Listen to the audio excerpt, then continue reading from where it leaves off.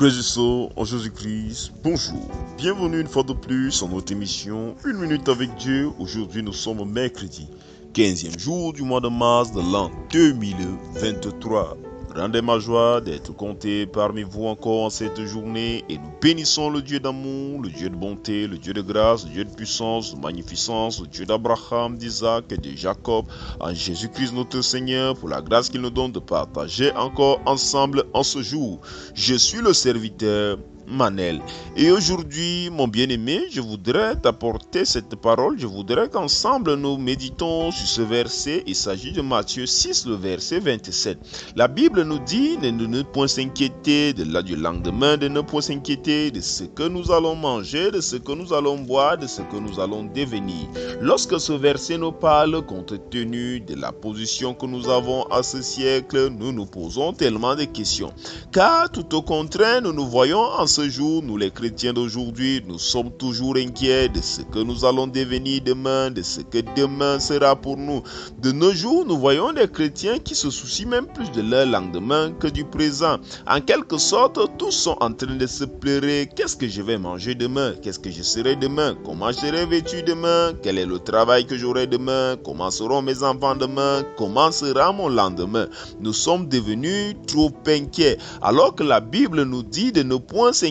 Mais comment? Lorsque la Bible nous dit de ne point s'inquiéter, mon bien-aimé, je veux que tu saches que la Bible ne dit pas de ne devenir insouciant, de ne pas te soucier. La Bible ne dit pas de devenir insouciant, mais de ne pas t'inquiéter. Cela signifie qu'en quelque sorte, tu dois prier pour ton lendemain. Tu dois être en train de faire des choses aujourd'hui pour ton lendemain, mais tu dois savoir que tu ne dois pas t'inquiéter, car au fond, c'est l'Éternel qui a la main sur ce lendemain. C'est l'Éternel qui décide de ce que va devenir ton lendemain.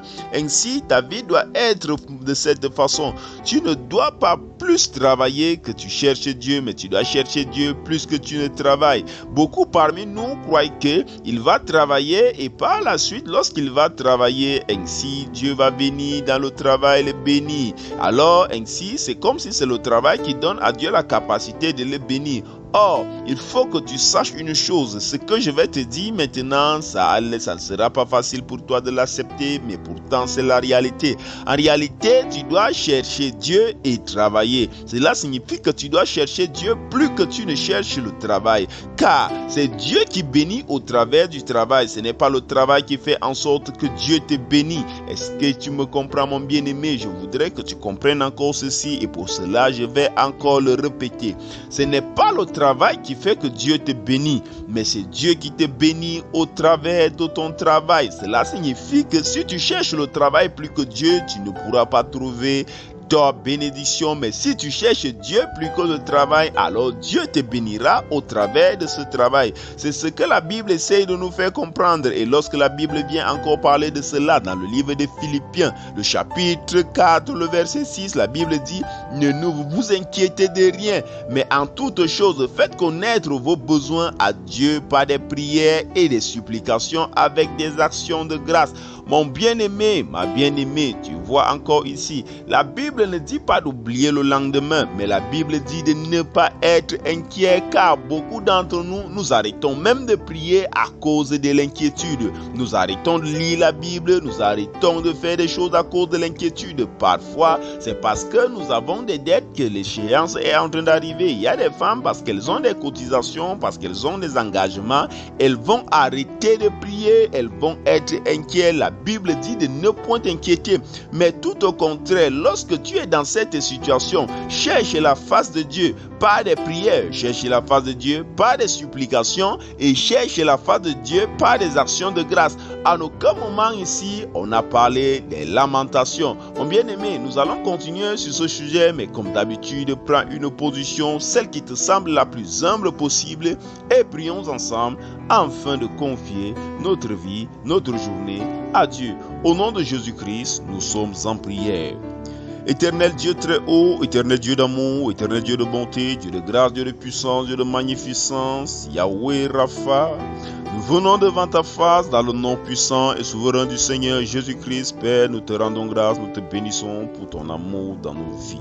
Ô Dieu, ô Roi, nous reconnaissons que nous sommes pécheurs. C'est pourquoi, Père éternel, nous venons nous prosterner à ton saint trône de gloire et nous te bénissons, nous te rendons grâce, car nous savons qu'au nom de Jésus, par le sacrifice à la croix, nous avons la rémission et le pardon de nos péchés.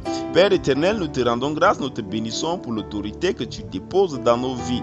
Père, et c'est dans cette autorité, Seigneur, que nous nous tenons et nous proclamons, nous déclarons nul et sans effet toute action de l'ennemi, toute action diabolique dans nos vies au nom de Jésus. C'est dans cette action, c'est dans cette autorité que nous nous tenons et nous proclamons dans nos vies que nous marcherons de réussite à réussite, que nous sommes les enfants de la lumière dans le nom de Jésus-Christ. Père éternel, Dieu d'amour, Dieu de bonté, en cette matinée, nous venons comme des intercédeurs, Père éternel, pour intercéder. Seigneur, nous venons comme des intercesseurs pour intercéder pour la nation, pour intercéder pour l'humanité, intercéder, Seigneur Dieu de puissant, pour toutes les âmes perdues, intercéder pour ton Église. Nous te prions, Seigneur, ta bonté n'a point de limite, ta miséricorde n'a point de limite. Alors, Père éternel, déverse encore une fois de plus ta miséricorde dans ton Église, ta grâce dans ton Église, ta grâce dans l'humanité, Seigneur. Ô Dieu, œuvre davantage et suscite des hommes afin que, Père éternel, ô Roi, ceux qui sont perdus soient sauvés.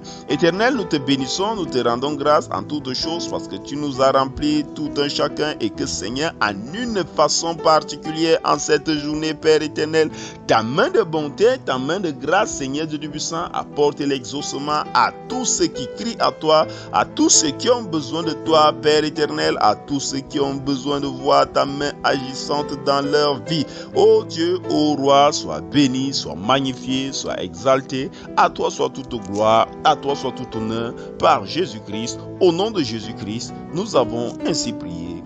Amen. Bien-aimés, nous sommes arrivés à la deuxième partie de notre émission. Il s'agit de celle de l'enseignement. Et comme vous le savez, nous sommes en train de partager ensemble sur le livre de Marc.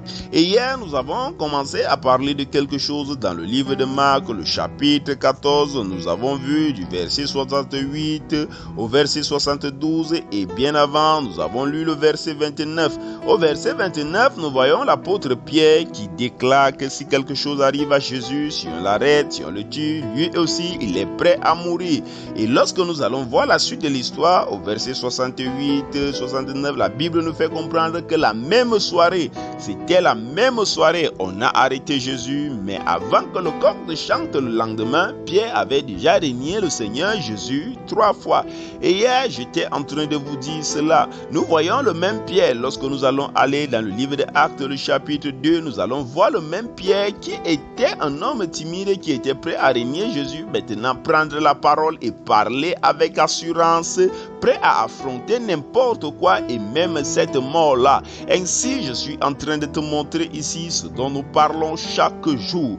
La vie chrétienne, la foi chrétienne n'est pas une foi qui est possible par la chair. Parce que lorsque Pierre a parlé au chapitre 14, le verset 29, il parlait encore en chair. Et lorsqu'il a fait face à la situation, à partir du verset 68 à 72, il était encore à la chair. Il n'a pas pu faire face à la tentation, il n'a pas pu faire face à l'épreuve. Ainsi, mais lorsque nous venons voir le même Pierre au chapitre 2 du livre des Actes, nous voyons Pierre qui est rempli du Saint-Esprit. Ainsi, mon bien-aimé, ce passage devrait encore t'inviter davantage à chercher l'Esprit de Dieu.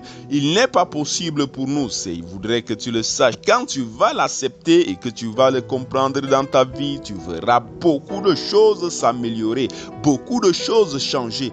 Il n'est pas possible d'y arriver de nous-mêmes car nous ne pouvons pas, nous n'avons pas suffisamment de force. C'est pourquoi le Seigneur Jésus-Christ, Dieu est venu en son Fils, le Seigneur Jésus-Christ. Il est venu, il est mort à la croix parce que nous n'arrivons pas, parce que nous n'y arriverons pas sans lui. Il est mort à la croix, il est ressuscité, et parce que le simple fait qu'il est ressuscité, le simple fait qu'il est mort ne suffisait pas, mais il fallait qu'il nous aide autrement, c'est-à-dire qu'il nous donne la force nécessaire pour pouvoir y arriver. C'est pourquoi il a vu qu'il faut qu'il nous remplisse de son esprit, du Saint-Esprit. Ce n'est pas pour rien que Dieu nous remplit du Saint-Esprit, car nous ne pouvons pas arriver sans le Saint-Esprit. C'est pourquoi je voudrais que tu le saches. Toi, en tant que fils et fille de Dieu, en tant que celui qui cherche la face de Dieu, tu dois savoir qu'il faut que tu cherches premièrement à connaître Dieu et à recevoir le Saint-Esprit. Il faut que ce soit ta soif, il faut que ce soit une prière que tu as en toi,